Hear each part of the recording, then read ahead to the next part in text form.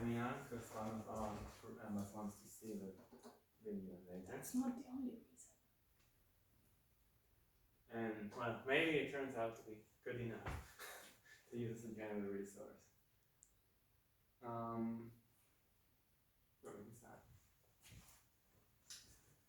So topic today is diagrams and diagram operators. That's current research on MMT. I'm going to get to how it's relevant in MMT throughout the talk, but we have to back up a little bit and do some preliminaries first. Define what are categories, what are diagrams, before we can really start talking about diagram operators. Categories are a typical kind of thing that everybody should know, but that is not taught in any course. Unless you happen to take a specialization course on category theory, you can easily get your master's degree without ever hearing about categories. At least in computer science and math, it may be a bit better.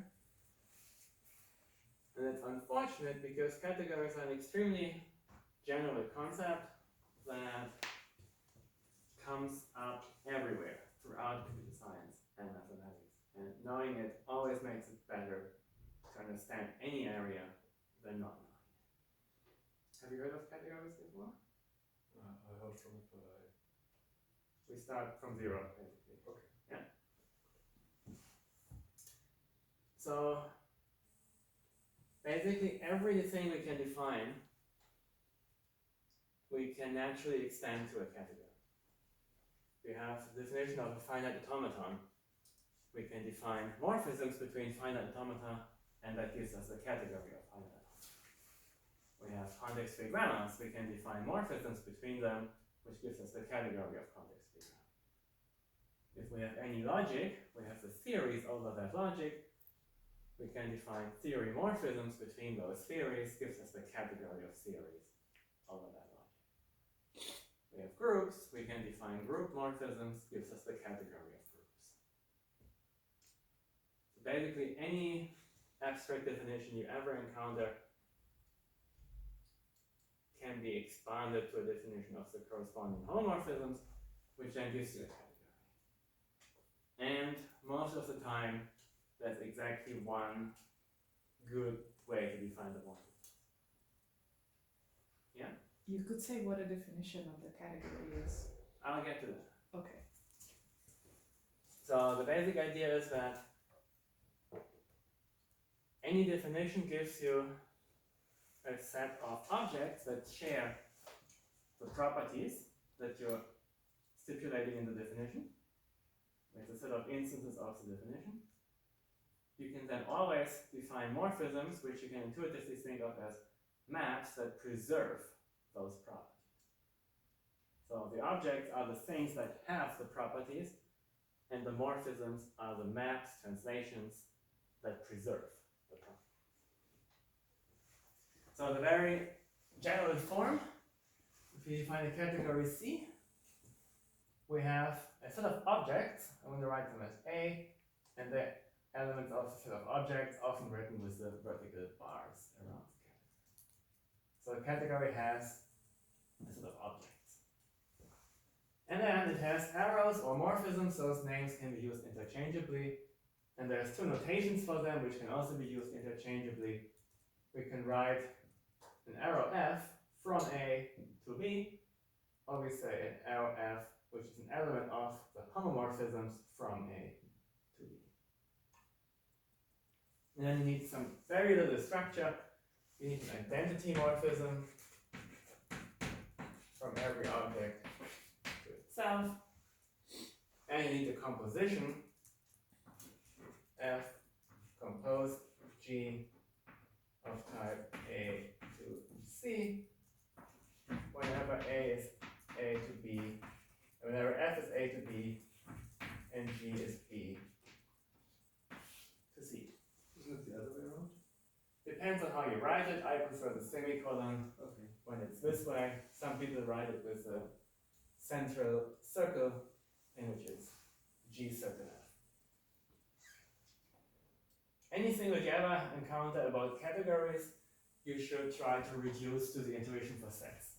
Sets are like the prototypical example of categories. So the objects of the category of sets are, well, the sets. And now, how do we get morphisms between two sets? Well, we take functions. And you already see why we're using this notation for morphisms.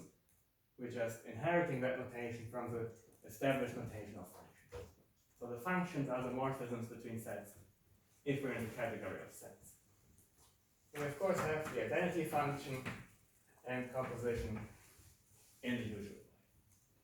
There's not even anything to put here because it's exactly the same notation as on here. Because we chose this notation inspired by this. The only subtlety is usually in sets we write G circle F instead of F semicolon G. When you're doing category theory, it's nice to write composition the other way around. We're going to use the semicolon as an alternative notation. Because this means first apply F, then apply G. So you have stuff in the order in which things happen. Here it's like apply G after applying F.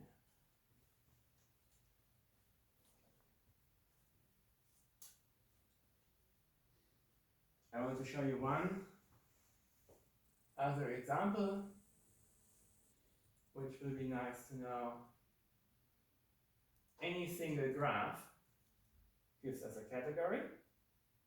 So if you have any graph that's a category by itself, means the objects are the nodes of that graph. The arrows are the paths in that graph. Then identity is the empty path, and composition is concatenation of paths.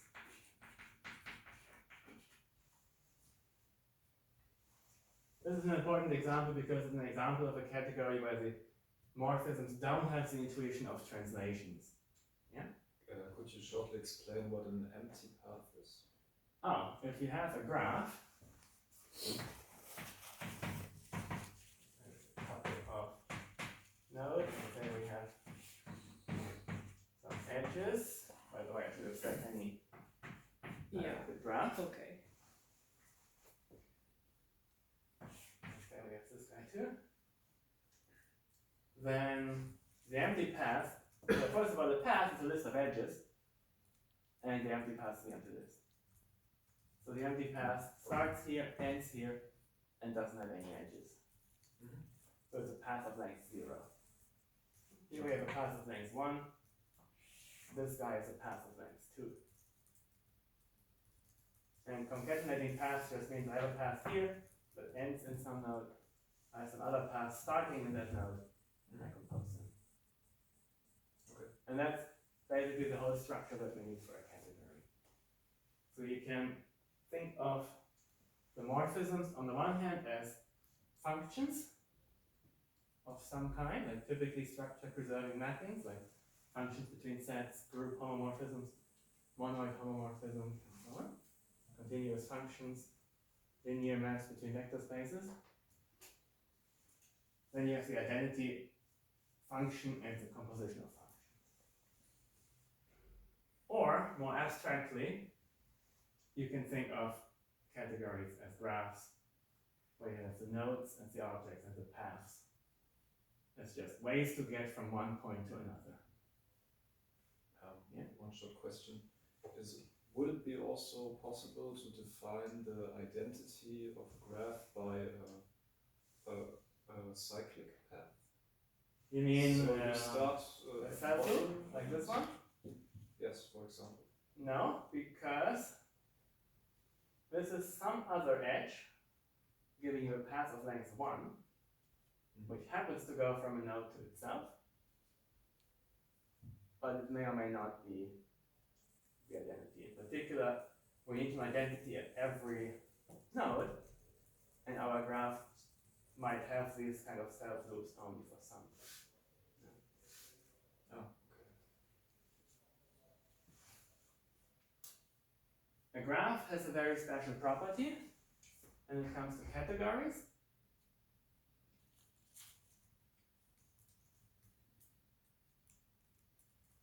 We usually only have one edge from a node to another node. But more generally, we can talk about multi-graphs where we may have multiple edges between the same pair of nodes.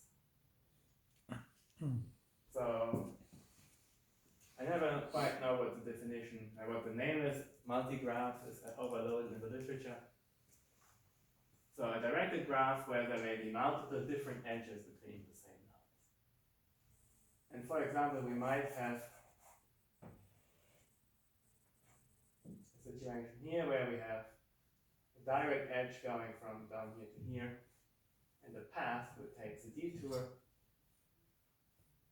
In a category, these are not necessarily equal.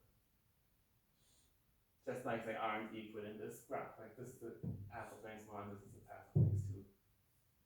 Those are different paths. And similarly here, the empty path from this node to itself of length 0 is different from the path of length 1, which happens to take this node. And it's also different from the path of length 2, which first goes here and then comes back.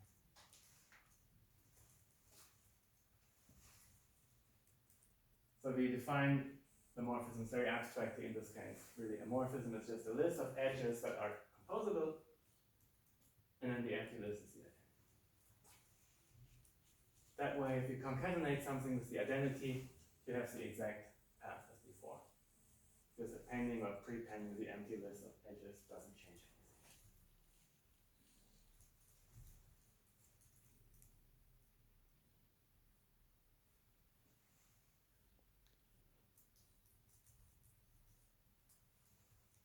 Many of the notions about categories are generalized from pre-orders.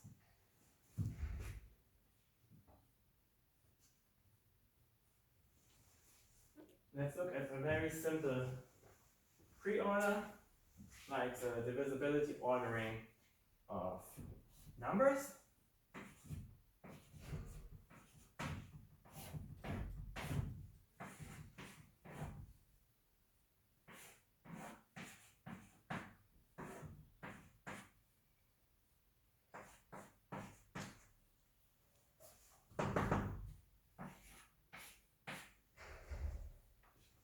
So this is a standard example of a pre-order. It's actually an order even, but that doesn't matter. Everything's divisible by 1, 6 is divisible by 2 and 3, 15 by 3 and 5, and so on. And I've drawn it nicely so that all the edges point up, so that I don't need to give them, that I don't have to make them arrows, but technically those are all arrows. We have a directed graph here.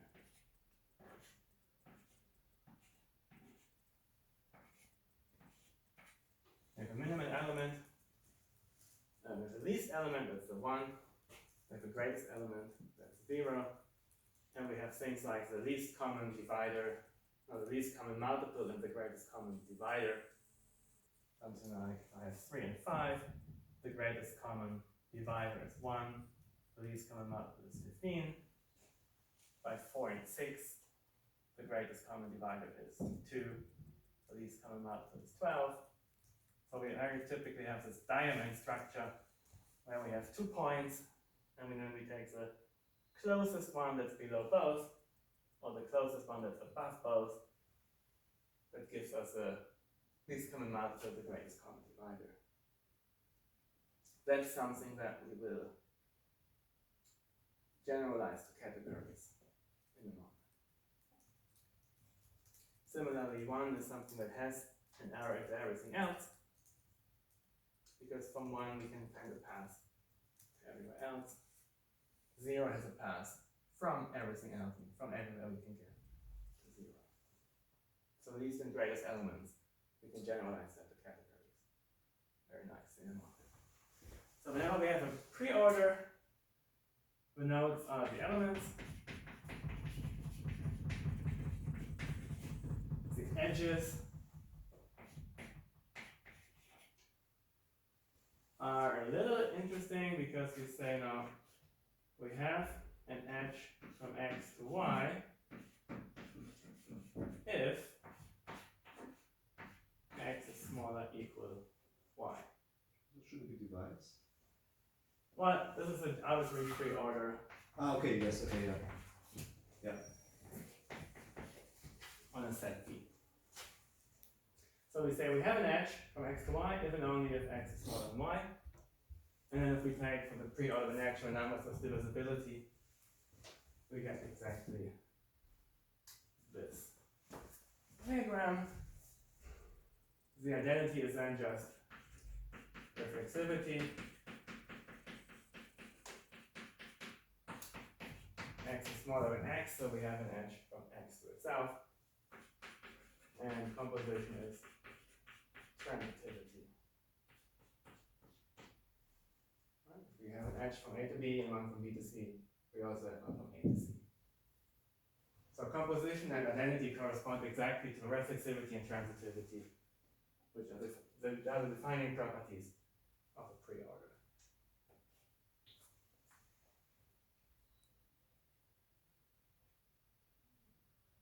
This one is special because we have at most one edge between any two elements. That's why I didn't even bother giving it a name. I just wrote x to y. Normally, between any two objects, we can have many different edges. Like here, between two sets, we can have many different functions. Between two nodes, we can have many different paths. Pre-order is a special case where either we go from x to y or not. Sure, if we think of it as a graph, we do have many different paths in this graph. But if we think of it as a pre-order, the only thing that matters is one of them smaller than the other, and the path doesn't matter. So we can think of this both as a graph and as a pre-order. As a graph, we have many different paths between the two elements. As a pre-order, we have.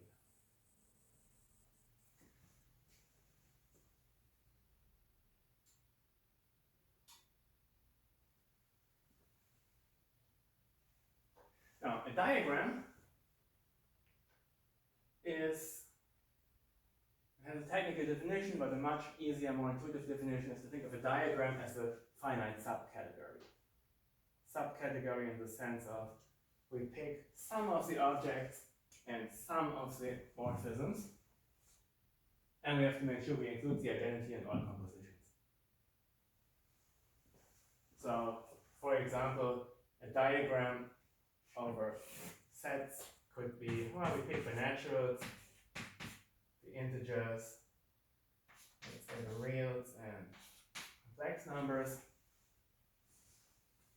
Maybe the booleans just to have some variety, and then we pick some morphisms. Maybe we take the inclusions here. What else could we take? We could take the square root function from the naturals to the reals, or the real part from the complex to the reals, or something like, I don't know, is real as a predicate on the complex numbers. This would be just some example of a diagram. So we just pick those objects that we're interested in at the moment, and we pick the morphisms that we're interested in at the moment. That's our diagram. I said before we have to include all the identities and all the compositions, but now we're using the intuition from graphs, and we just don't draw them. So technically the diagram must include the identity of n, the identity of z, the identity of r, and so on. But we just agree once and for all, we don't draw the identities. And similarly, if it includes this one and this one, it must also include the composition. But again, we just say, we just don't draw all the compositions. So really our diagram includes all the paths in this graph. So we can think of a diagram as a multigraph where the empty paths are the identity morphisms, and composition is just concatenation of paths. So that means that we can reduce a lot of operations on diagrams to graphs which are very easy to implement. So we can, if we have a fixed finite set of nodes, fixed finite set of edges that we're starting with, then we just have a category that we can work with, which consists of all the list of edges which we can obtain by composition. Very important definition. The diagram commutes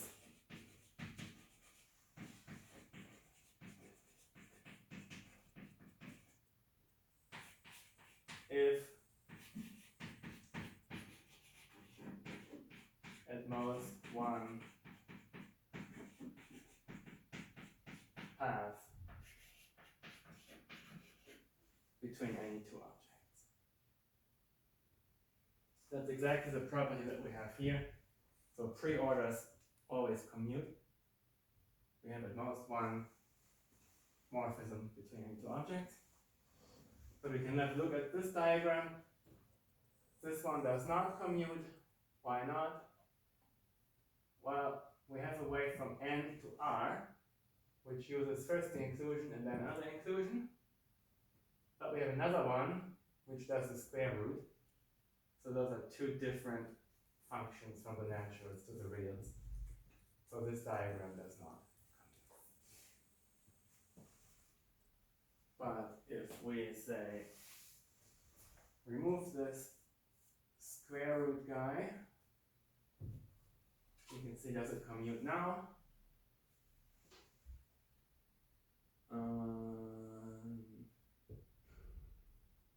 Let's see. No, it does not commute. Why not? Well, we can go from the complex numbers to the reals, and then back to the complex numbers. That is not the identity function. And I said before, we always have the identity function implicitly in here. So going from here and back is different function from the identity function. So this does not commute either. The other way around it works, going from the reals to the complex and back is the real part. That is going to be the identity on this side. But here it's not. So we take this guy out as well. Then this diagram commutes, but this is kind of trivial now because we're just going in a row. So obviously this commutes. Like there are no cycles or anything there.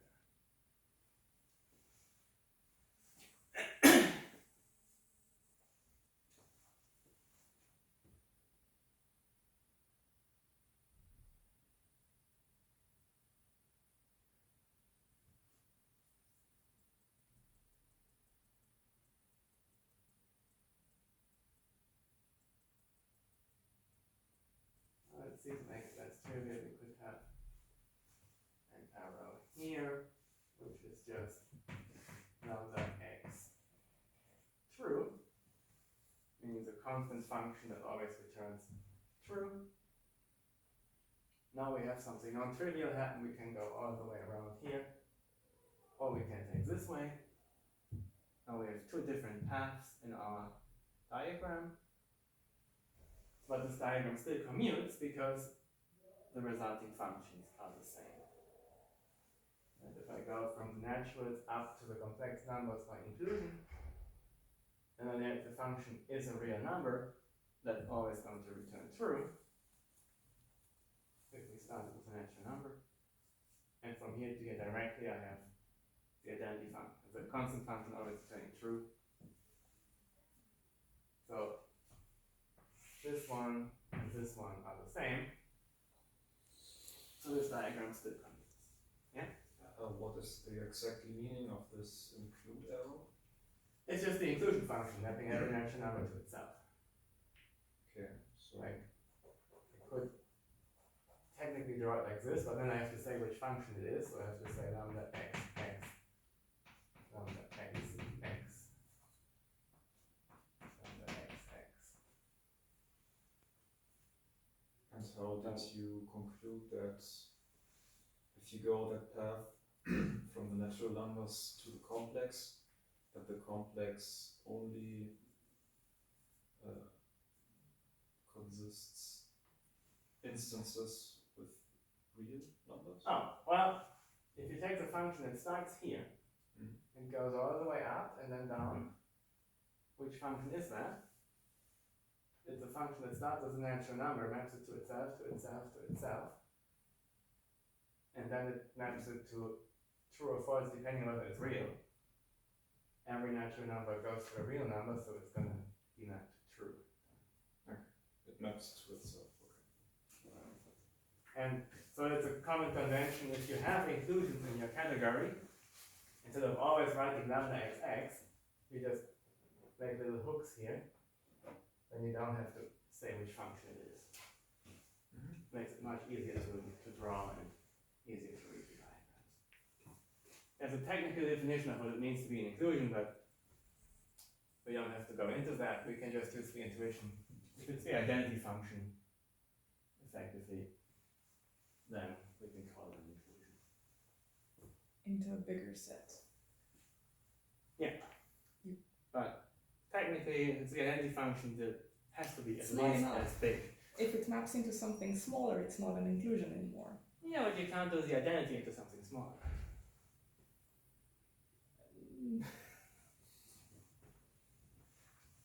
But yeah, I don't want to give the formal definition of inclusion because it doesn't really add much to what I want to say.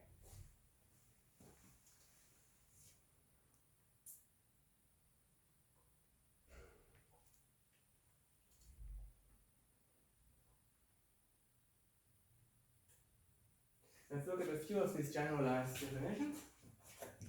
Can I just Yeah. make a comment? Yeah. This still looks confusing. I mean, it looks like as if you have one path, then it will commute, but that's not true. If you have Sorry? at most one, this sort of looks like it says if you have at most one path, then the diagram will commute, but that's not true. If I have at most one path A to B for every pair of A and B. Yes, will not necessarily mean that it commutes. If you just Yes, change right. the function between n and b in that diagram to false for everything, But then I would have. then the diagram will not commute. Yeah, but then I have two paths anyway, because I have the path No, that goes this way and the path. that No, goes you here. do. You have the composition. Yeah, that's that why I'm you- saying path. I see. Okay. Just to watch out, technically I have to say at most one path up to equality. Yes. Because this one commutes even though they have two different paths, it's just those paths are equal as function. Mm-hmm. So when I said that the diagram can be thought of as a graph, I made a slight simplification. We might have multiple paths in a graph, which correspond to the exact same morphism from the category. That's what happens here. This path all the way around ends up being the exact same function as this one. But the order doesn't matter, so I don't need a path from B to N. What does commute really mean? Commute means whenever you have two ways to get from A to B, then those have to be equal in the category. Okay. So it's an implication. Sorry? It's kind of an implication. If you have two paths, Yeah. you have to- okay. Yeah, I just tried to simplify the definition here. At most one, but really, whenever you have multiple ways to go from one to another, they have to be equal. And that's the case here. If we go from here to here, it's the same as going all the way around. typical shapes that we have are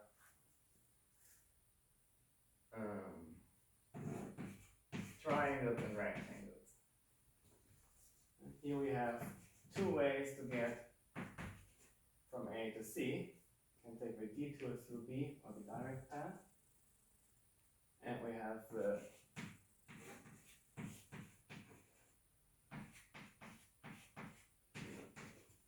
rectangle shape, where from A to D, we have two paths depending on whether we go via B or via C. Most of the time, commutativity ends up being basically what happens to our rectangles and our triangles. This is not a rectangle because here we go this way, this way, because this is a contrived example. In practice, most of the time we put together rectangles and triangles.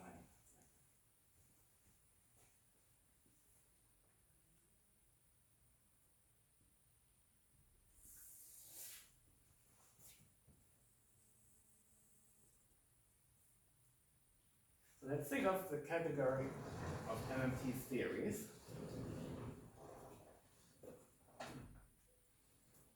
We can take actually a logic, or more generally even basically any formal system that uses declarations. Meaning a programming language, like second language C, if your declarations are the global variable declarations. Or first order logic, where your declarations are the function and predicate symbols that you have. Anything that's based on declarations gives you a category value. And actually, the objects are the sets of declarations.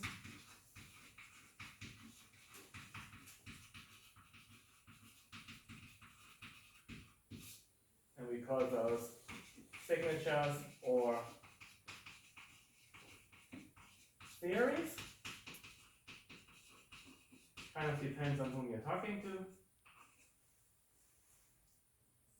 Theories are pairs of a signature with a couple of axioms. But of course, via Curry Howard, we can think of axioms as special cases of declarations. So then the distinction becomes meaningless. The arrows are then the signature or theory morphisms.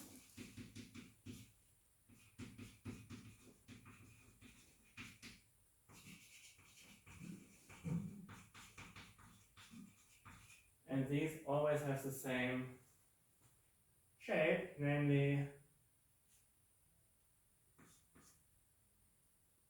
should have written it the other way around, but they're sets of maps,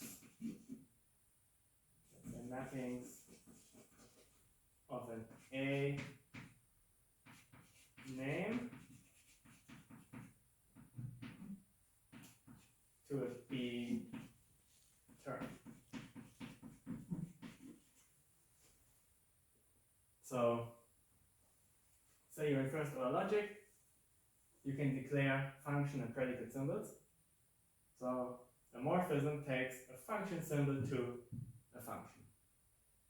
So this is a morphism from A to B, maps every function symbol of A to a function in B, every predicate symbol in A to a predicate in B, every axiom in A to a theorem in B.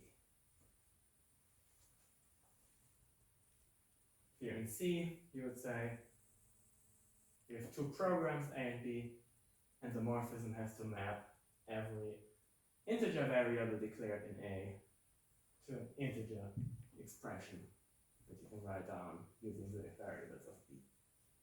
Every string variable to a string. So you map all the names of the domain to expressions of the codomain. And then, well, the identity is just every name is mapped to itself. And composition is just the usual composition of maps.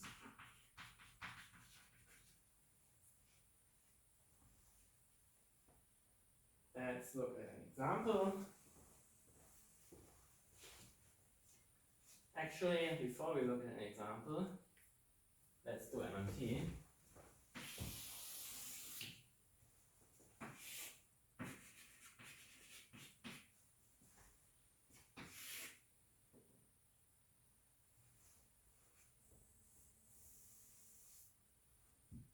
One of the unique or defining characteristics of MMT is that it just says, you could say, most general setting in which the above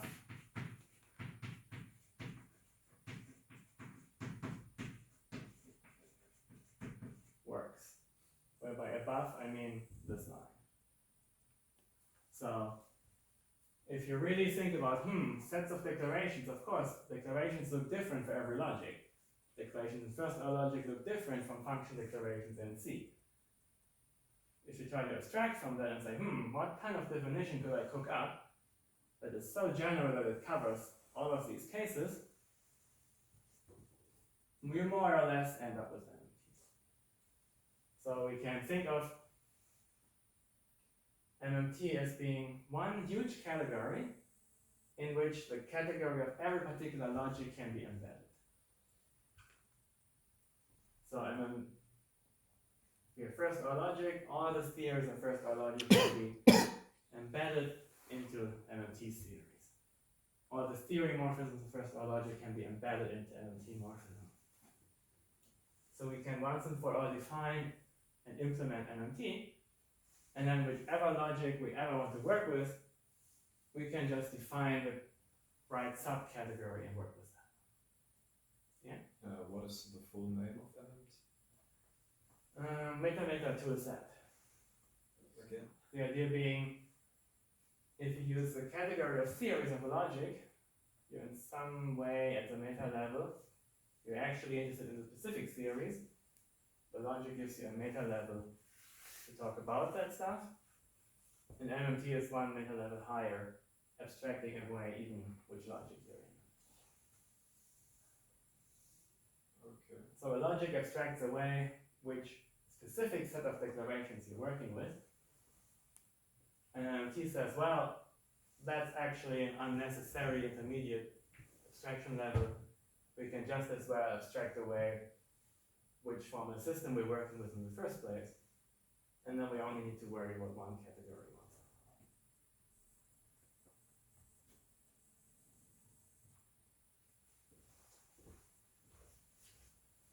Let's look at an example in MMT. The logic we're working with would be LF. And in LF, we can write down theories like, let's say, A equal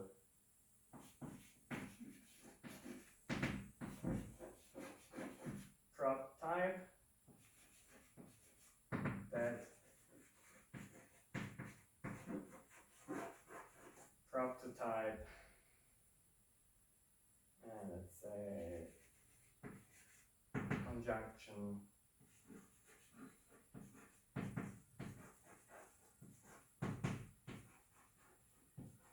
prop to prop. Can you read this and follow? So type and arrow are fixed symbols that come from LF. And now I'm saying, oh, I have the type of propositions, I have the type of proofs for every proposition, and I have a conjunction operator that is a binary operator on propositions, and I add the conjunction introduction rule, which takes two propositions FG, a proof of F, a proof of G, and gives me a proof of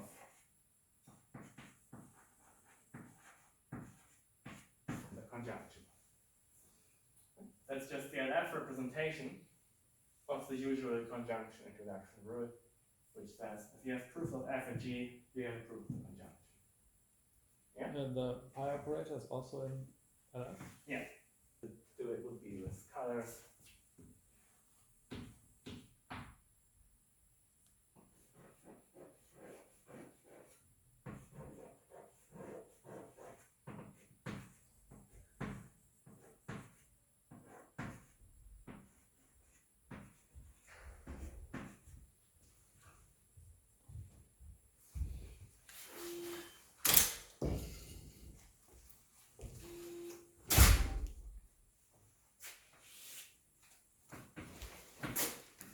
Let's give us a second theory. In this theory, I say I have types. Oh, I wanted to use red. T is for types. Tm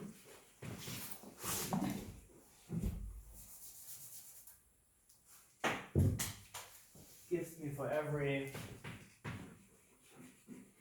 type the terms of that type. And then I have something like a Cartesian product, which takes two types and gives me another one. It'll be the typical product operator on two types. Then I might have something like a pairing operator,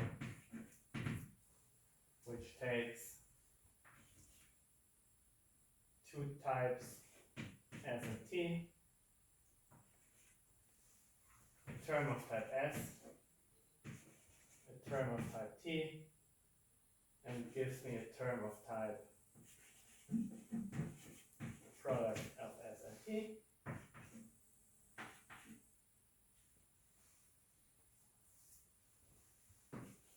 So this will be an incomplete theory of conjunction. Here we have an incomplete theory of product types.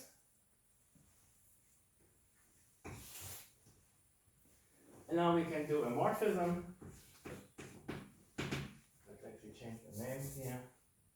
This would be a theory of products.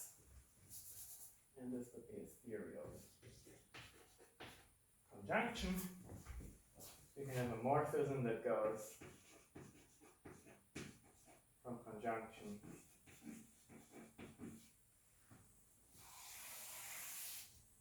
to product. And now that has to include, according to this principle, every name of the domain has to be mapped to a term of the codomain. Our domain is conjunction, so we have to map every name from here. Prop has to go somewhere. That and introduction.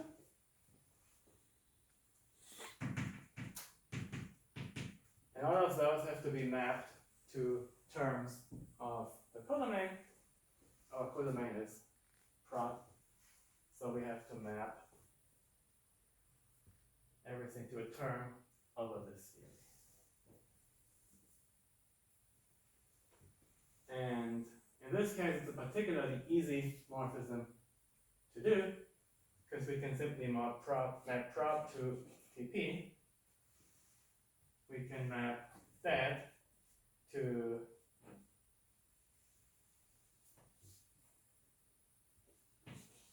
Tm and to prod, and the introduction rule to pair. Yeah? Arrow and type are implicitly also mapped, or is that not necessary? Yeah, we'll get to that. So I said I'm in LF. So I'm technically in this case where the logic is LF.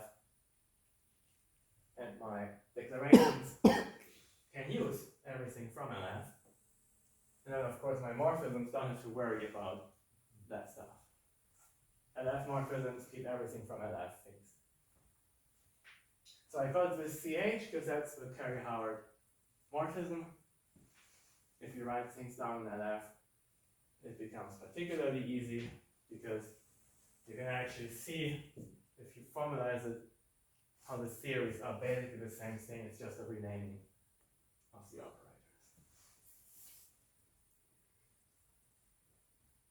There are a couple of variants that are more complex, where you don't actually map the names here, but to arbitrary terms, but that works the same way.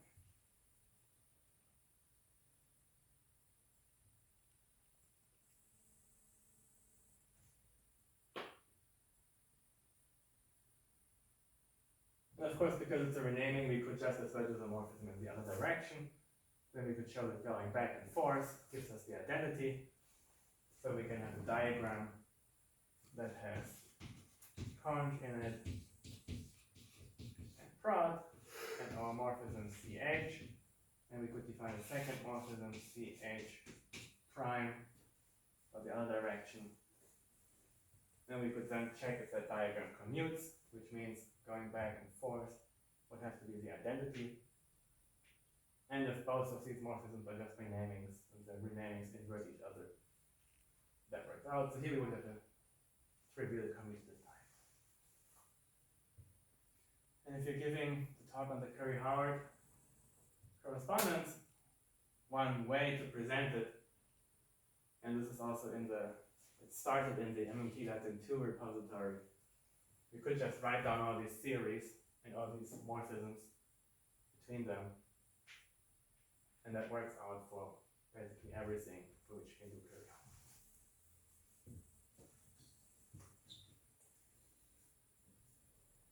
What happens if we go from LF to MMT? Well, we just say in MMT we have the theory LF also defined, and there we introduce type, arrow, the pi operator, and technically also the lambda operator, which I didn't use. And then this diagram becomes a little bit more complex. We have LF here, which is used to define conj and prod.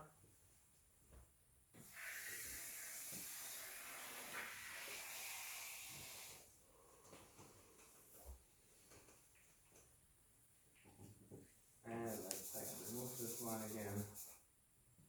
This would then be a nice example of a triangle. The Curry-Howard morphism leaves everything from LF fixed. That means if I go from LF to conj and then map to prod, I get the same stuff as if I go from LF to prod directly, which is just another way of saying the morphism leaves LF fixed. So in MMT, when all I have to say here is, well, conj is a theory whose meta theory is LF, so that MMT knows which symbols can be used automatically. I say the same thing here.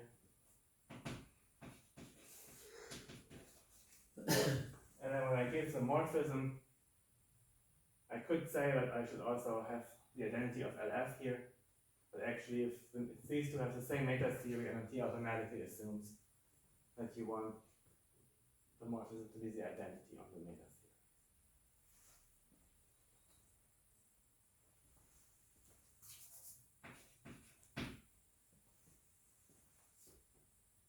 So using this trick, we can embed LF morphisms in LF theories and morphisms into MMT theories and morphisms.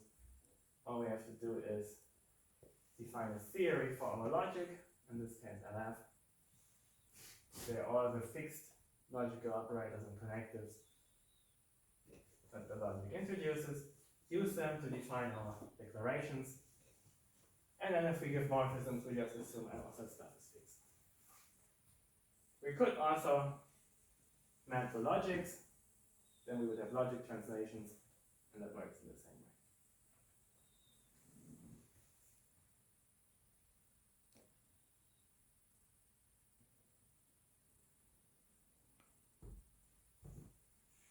Now, we want to get to diagram operators.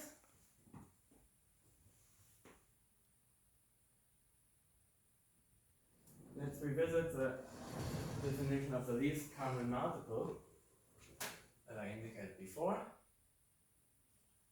I could identify a diagram in here. Maybe it's a diagram that contains 4 and 6.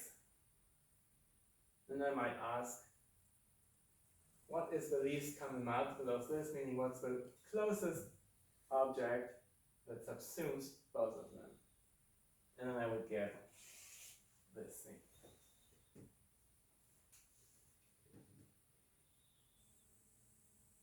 And remember, pre-orders are special in that there's always at most one pass between two nodes. The pre-orders always come in. But this general intuition, we have a particular part of the category, and we're looking for the closest thing that subsumes all of it. That carries over to arbitrary category. For example, I don't have to take 2 elements. I could include the 15 here, or I could include all of this stuff. And then the closest thing that subsumes all of these, in this case, would be 60, right?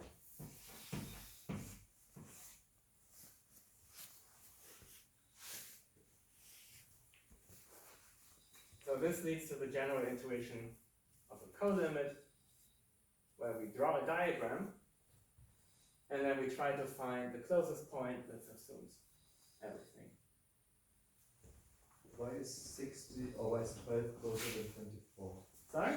Why is 12 closer than Oh, if you want to 24? include 15, In this case. you have to go up to 60. Yes, but in this case, why is 60 closer than 120? Ah, because 120 would sit up here.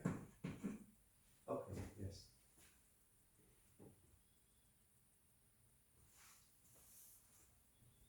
Let's see, what do we take out?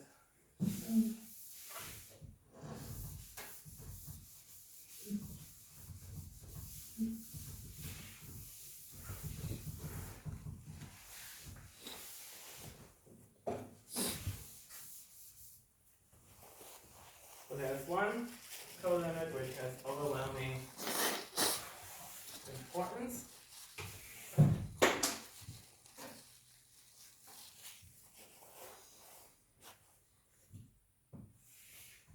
That is the push out.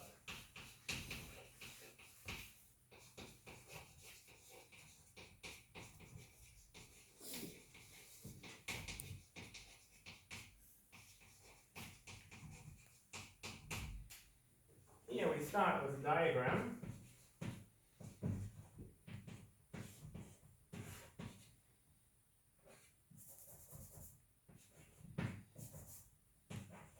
That looks like this.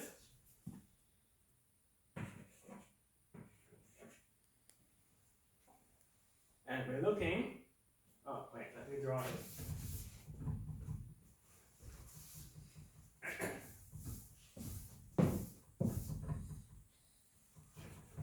Let me draw it in the way that it really goes upwards.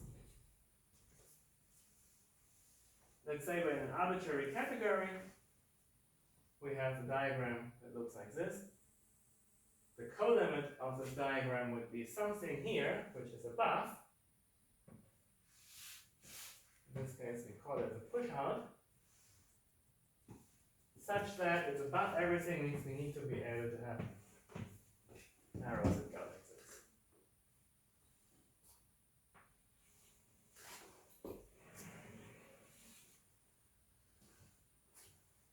So you can imagine the column in general as some kind of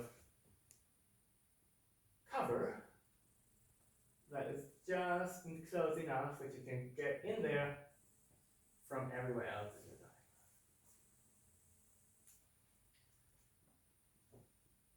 Why is that important? Well, because the closest thing that subsumes other things, we can think of it as a union of things. Let's say in MMT, all of the nodes are now sets of declarations. So these 3 ABC are theories. What would be the push out? The push out is kind of the union of the set of declarations of everything that you have, but in such a way that it works with the arrows. Now there's a formal definition of that, but you can't do the entirety of category theory in one seminar, so I'm trying to skip over all the formal parts and just convey the intuitions. So we start with some diagram which represents the components that we would like to merge together, and then the colimit is the result of merging everything. In particular, an important condition for the pushout is that this must commute. That's what it, yeah? So is a push out basically the idea that the logic has a kind of normal form? No. Not sure why you would think that. So I can't even. Because you try to merge. What exactly are you trying to merge? So you should think about it as modularly building a big theory from smaller components. That's the main application of colimits in our area. Let's say B and C are two building blocks, two modules that you want to reuse. This is the theory you're actually building, and you're building it by saying, well, I need to include B and C. In the simplest case, it looks like this, and you just taking two includes, and you're done. Include B, include C, you've imported your two modules. Not very difficult.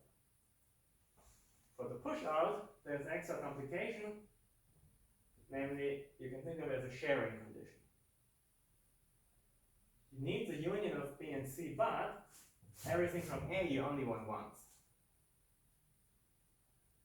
That's what the commutativity means. If you go from A to C and then to your theory, or via B, you should get the same thing. So it's like B and C are modules that depend on A, and you want to import B and C, but you don't want to get two copies of A.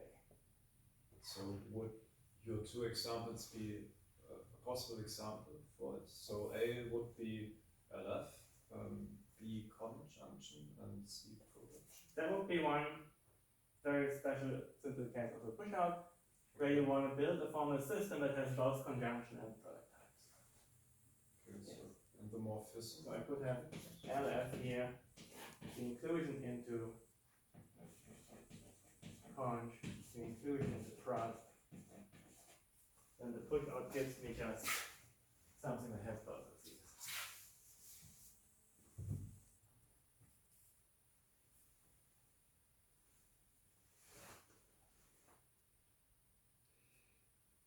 But, well, let's continue with this and build a more complex example. What could we do? Let's say we have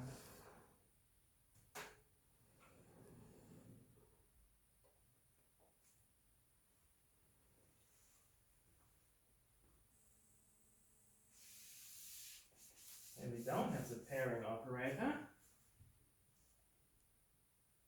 Instead we have projections.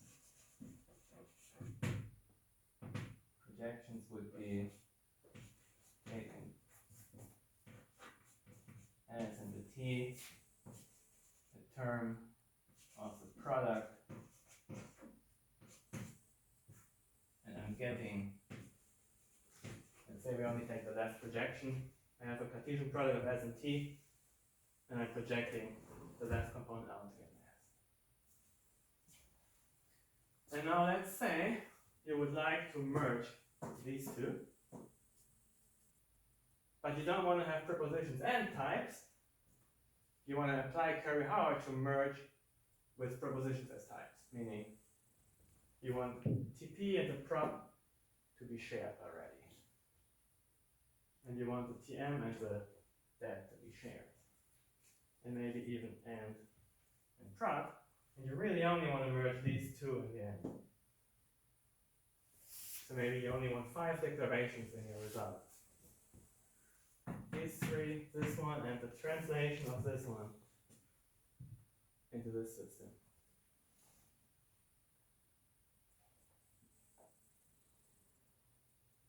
So the diagram we need for that is, well, we would have to give this guy a separate name.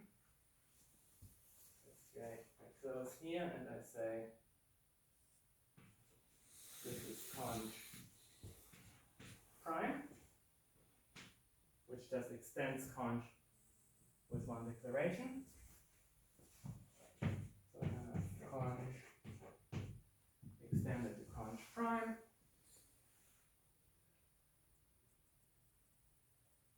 And here I have prod. And then I could say I remove this down here. Then CH is now a morphism from conj to prod as before. And let's drop this to next diagram center. I could now ask, give me the push out of these two. Or give me the push out of this diagram. So that would be, well, I want this module, and I want this module, but I want to merge according to this specification. That means everything that comes from conj should only exist once. So in the push out I get everything from conj once. Then I have conj prime, which has 4 declarations, these 3 and 1 more. And I have prod, which also has 4 declarations. But I want everything from conj only once, so I end up with 5 declarations. And in this particular case, I would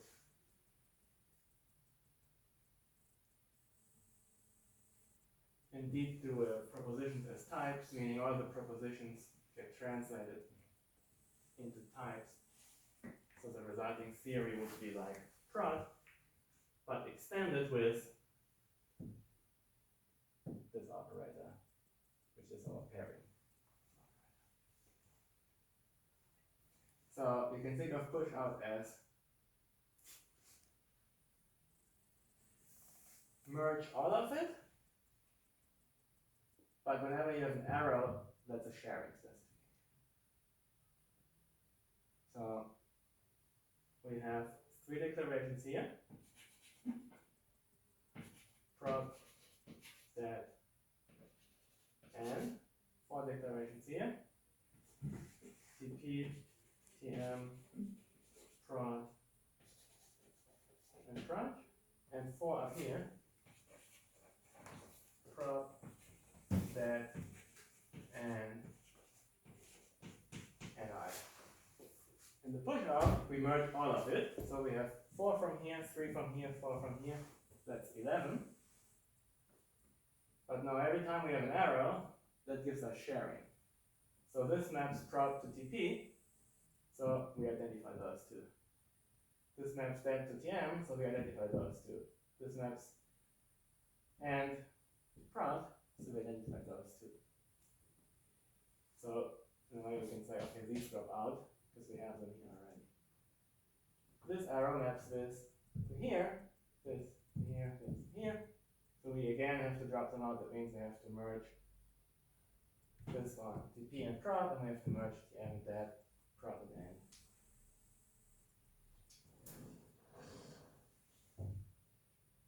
And in the push out we would then get, let's see if I can use colors for that. We would need 4, but we have enough.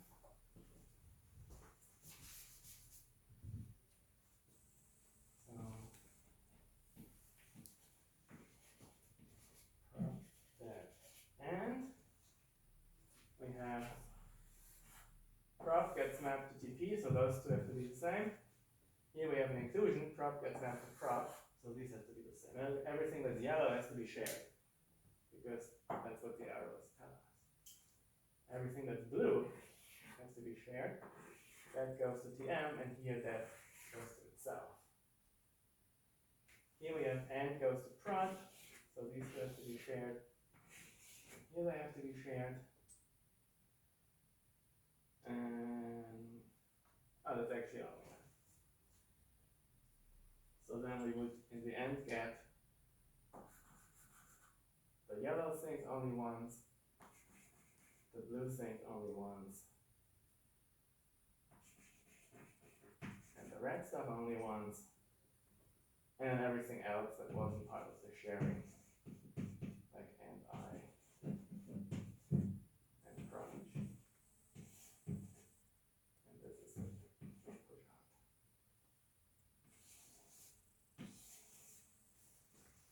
Yeah? So we have to choose something similar to and I because we don't have prop anymore. Well, the translation of and I will be translated along with morphism. Okay, yes. So all the props will be translated to like everything was yellow here goes to this yellow thing here.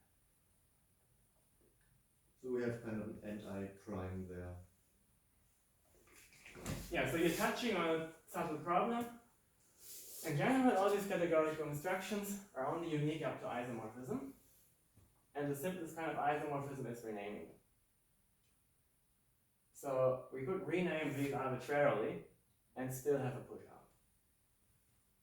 I tried to rename them in a way that would be most useful in practice, but actually that's an important problem in implementations. When the user writes, I want to push out of those things, the user typically doesn't want to be bothered with having to also write the names. But if the user doesn't tell you which names to use, how is your push out operator going to return the theory here if you don't know which names to use? That's an open problem in implementations, diagram operators. So you could canonically say, well, I take the equivalence class of all the yellow things. So what I've written in yellow here is actually the set of those guys. And the blue thing represents the set of those, and so on. But sets of names kind of doesn't work in concrete syntax. The user has to write some name, and usually the user doesn't want to have multiple options for the same thing. But certainly this name doesn't make any sense now. If it's called prod here, you want this to be called pair. But if you just do a push out, how is the system to magically guess what the most user-friendly name is? It's just an open problem. So, now, finally, diagram operators.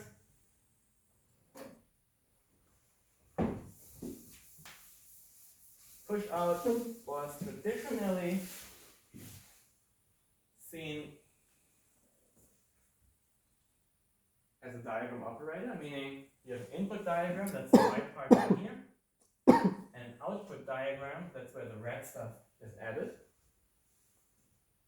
And many important constructions that we need all the time in practice can be cast in this way. Input diagram, output diagram. But then when we started implementing this in computer systems, we kind of lost this intuition, because working with diagrams is really kind of annoying. The user usually says, give me the push out of B and C, and then the system is supposed to guess that it's probably F and G that the user means, even though the user didn't write this. And even so, the system has to guess which names to use here. So we got into the habit of writing theory operators, where the result of push out was just this one theory, but not the entire diagram. I know that's something we recently tried to overcome, that in MMT we implemented the notion of diagram operators, where you can actually say, yeah, I'm mapping one diagram to another one and push out this one particular operator that takes diagrams like this and gives you diagrams.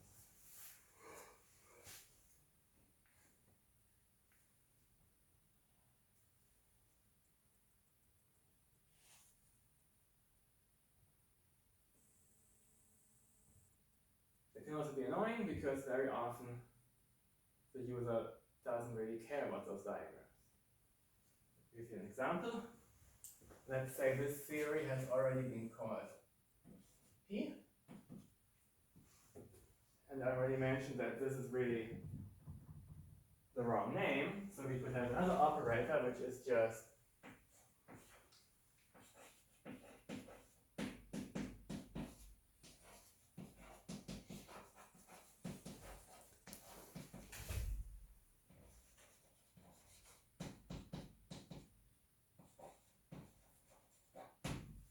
a renaming operator. It takes in the theory P, which is this one, and it says, well, rename and I pair, which is really the name that we want to get up here.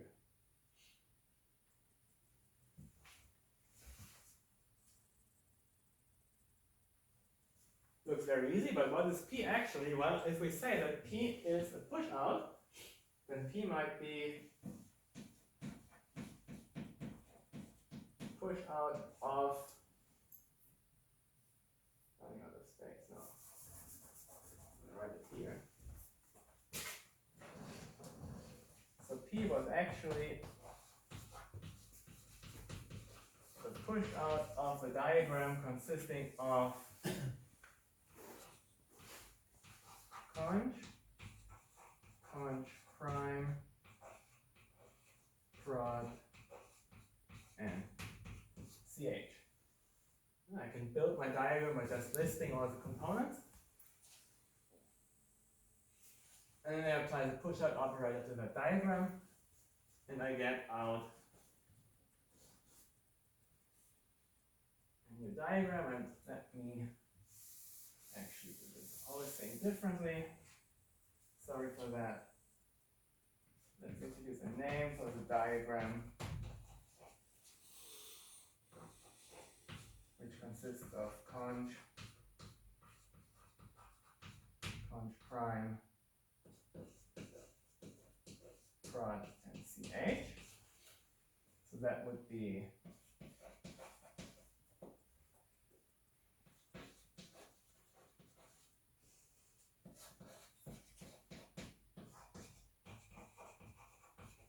this one. Then let's say P equals push out of D. That gives me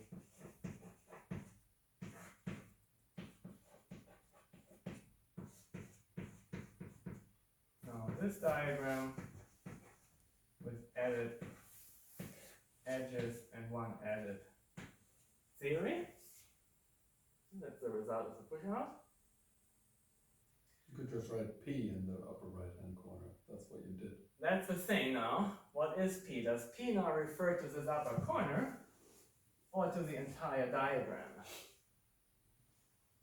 If you're serious about diagram operators, you have to say, well, actually the result is now the entire diagram.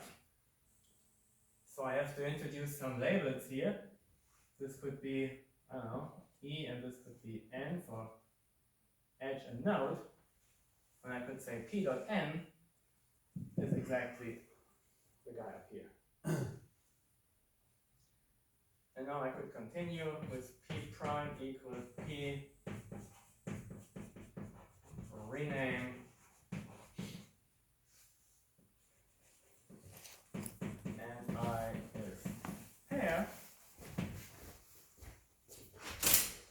And now this, we can also think of this as a diagram operator which takes this entire diagram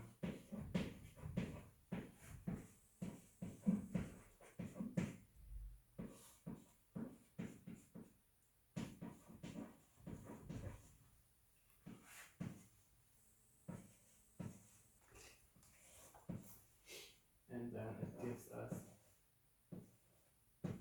one more thing, which is now the renamed version of this one. So in here we have our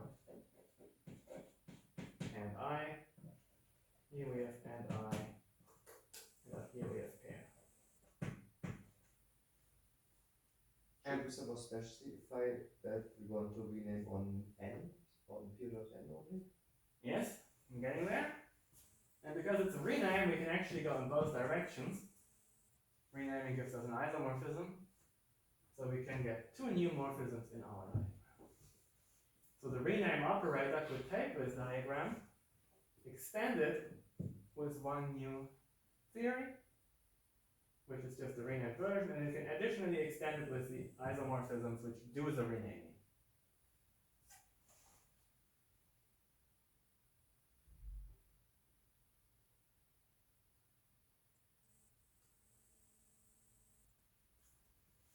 And now exactly your question. Renaming always operates on a single theory. If you have an entire diagram, how are you supposed to know what to rename? That's where Yasmin and I came up with the idea of the distinguished node. So a diagram in MMT has one extra bit of information. It marks one of the nodes in the diagram optionally as the distinguished one.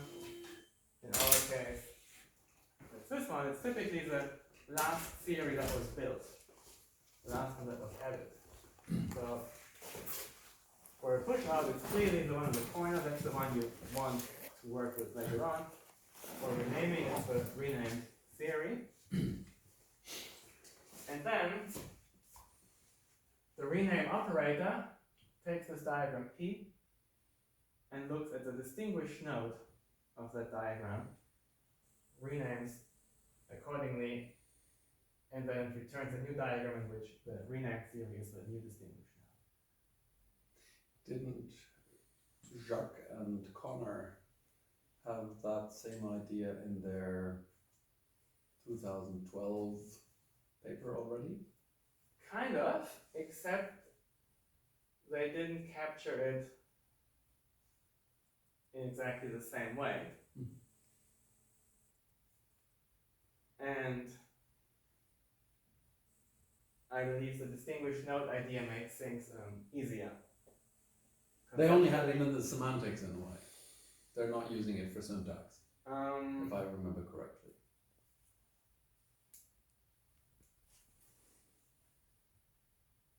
They have all these pointed categories. So the problem in general is you would like, when you apply a diagram operator, to omit as much as possible, so that you only have to write the important stuff and the system figures out the rest.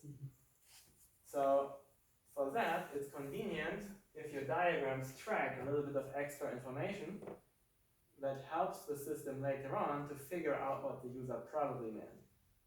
It's kind of like marking some nodes and some edges as more important, and then you can have heuristics. If you need to come up with an edge, you take the most important one you can find. For example, if your input diagram has A, B, and C, and F and G, but maybe F and G are already marked as important edges, then you might just say, give me the pusher of A, B, and C. Or maybe just give me the pusher of B and C. And then the system can say, B and C, that's not enough for a push out. I need to find an A and two edges. Let's see if I, starting in B and going backwards along important edges, and starting in C and going backwards along important edges, can I eventually find a joint theory here? Maybe a joint important theory. And if that can be done unambiguously, then you say, okay, that's probably the diagram that the user wants. I'm going to use that one and continue. So you're only doing surface language design here, syntax design. Yeah, in a way it's all about making the surface syntax as easy as possible. Because so that users can as much as possible ignore the diagrams in the diagram. And for that, now you have all kinds of different heuristics which things you mark as important. And the idea for MMT is we mark one node as a distinguished one, and we mark implicit. And then whenever we look for something implicit, for something important, we start with a distinguished node, and we go backwards along implicit edges. And in the paper by Jack and Russell, they use the different heuristics for what to mark as important. Have to go, sorry. Yeah. Where do diagram operators live in MMT in the ontologically? These are MMT terms. So you have a symbol in some theory which is called push out. Uh-huh. And there's a symbol called diagram, and these are then references to theories. You can just build a normal term representing a diagram.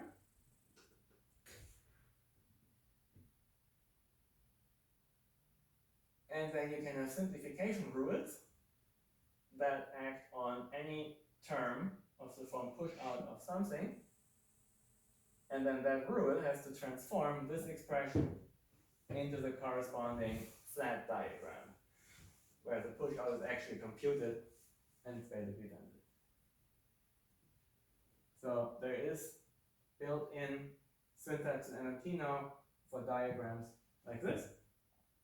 You can think of a diagram as basically for flat diagrams.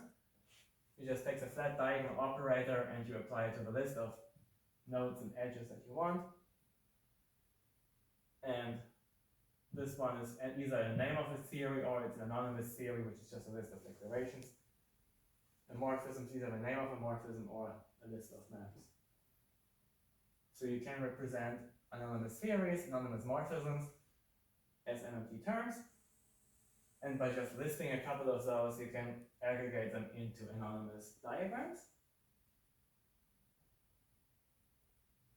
And then the push-out operator takes some diagram here and converts it to some other diagram. So conceptually, these are normal symbols that have simplification rules that are defined in plugins.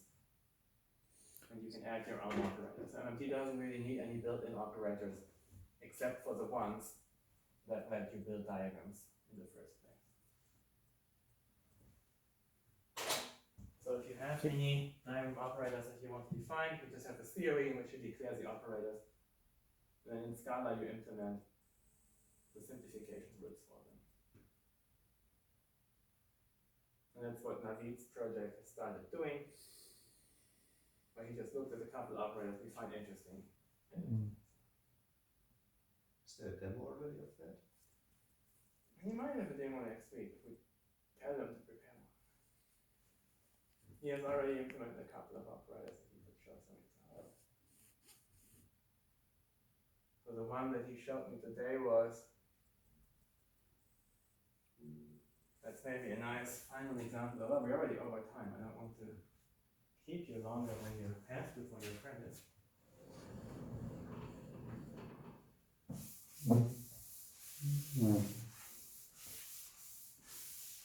This is a diagram operator that takes very simple input diagrams that go.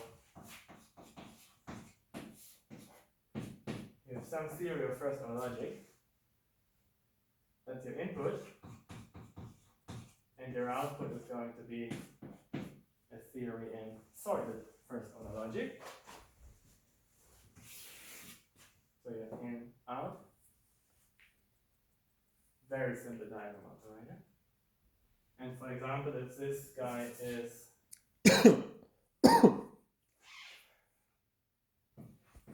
equality, which goes Tm to Tm to prop in first order logic, he computes automatically the equality of sorted first order logic, which is EQ, now an arbitrary type, and then you need TMT to TMT to prop.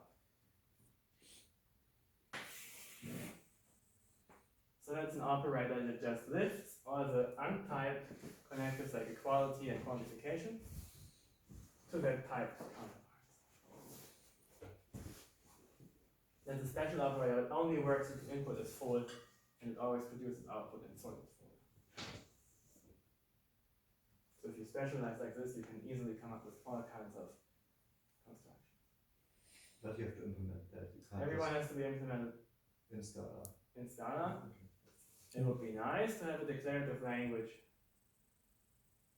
to build these guys systematically, but so far it seems that those declarative languages would have to be so complex they end up being mini programming languages anyway.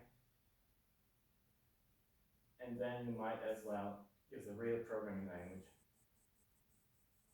so that you can program with your IDE and you can much more easily share code between different operators. But yeah, in an ideal world, you would have some nice logic in which you define these diagonal operators. I mean, could you do things just like renamings again? Like you basically, you want an operator that is, in some sense, isomorphic to another one that already exists, and but you want to apply it to a different domain, maybe.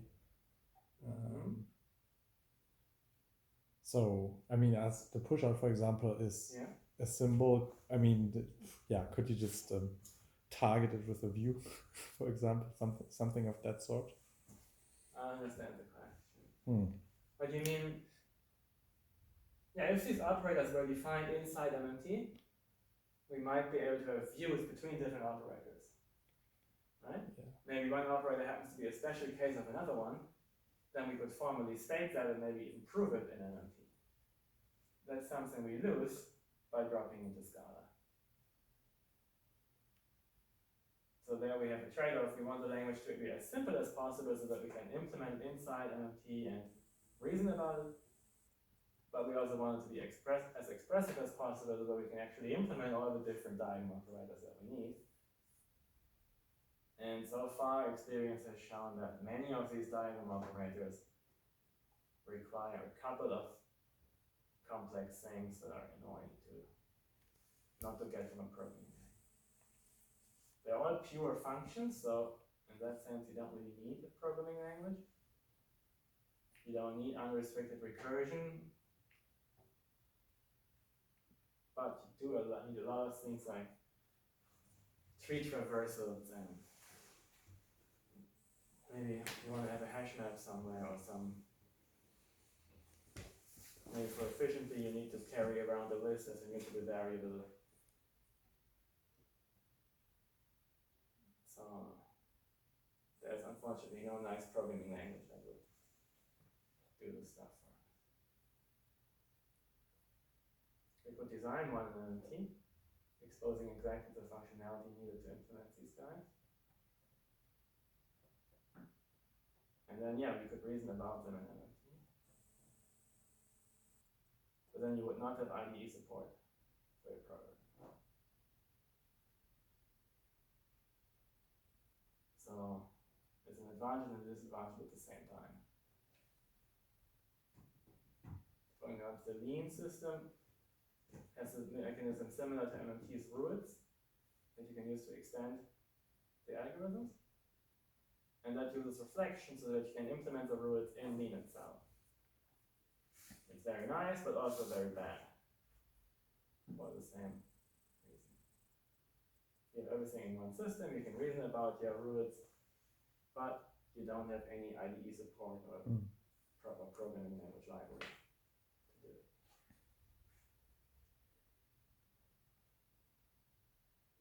it. Other questions?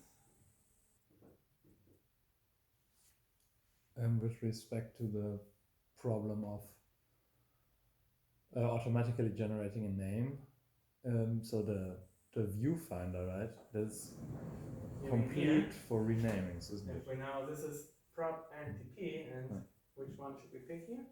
Yeah, so for the and I, which really should be pair, for example. Right, there's no way of guessing that. Yes. It sort of is. If you have an inclusion, you probably want to use what comes from the inclusion. Well, yes. So we actually have a paper on that. That's the selecting code limits paper, where we look at a couple of heuristics, and it turns out for every heuristic you can concoct examples that are natural and practical, and where the heuristics gives you the wrong thing. The only choice that might work, that's something I wanted to do in the expanded version of the paper but never got around to actually doing, is to actually take a set of names as the identifier here. If you generalize your syntax to allow for sets of names as names, like if you have a type of names that's closed under finite sets. What if the sets have overlap? Yeah, you have to figure all of that out.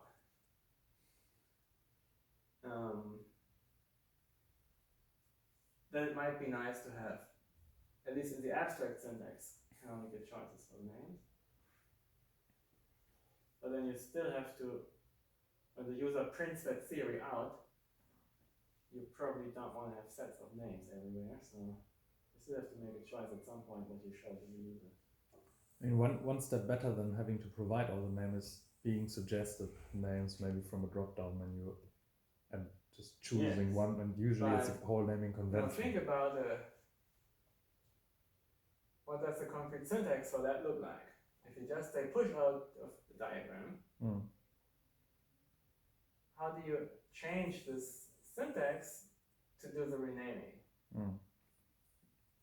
You probably have to do it exactly like here, take the generated name and change it to something else.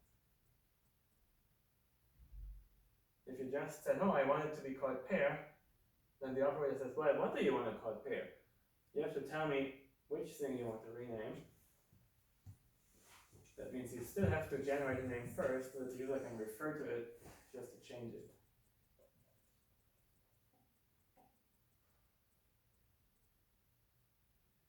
So it's very awkward and it's an open problem how to do that conveniently. Give a list of renamings. If it's empty, it means the user doesn't care. You can guess everything. The ones they do give you, you use, and everything else you guess. Yeah. So I suspect a lot of this could be done at the ID level, not so much at the syntax level. Yeah. If you hover over this thing and it shows you all the names, and then maybe you say, oh, I want to rename those three, and then it automatically generates a renaming syntax, and you just have to say the names you want, and then you hover over that one, and it shows you the results so that you can check if things are renamed correctly. So I suspect those are things that should be done by the IDE and not so much by the kernel.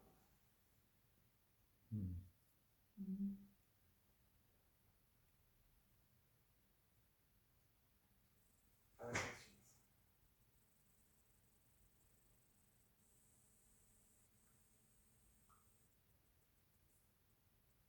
Okay.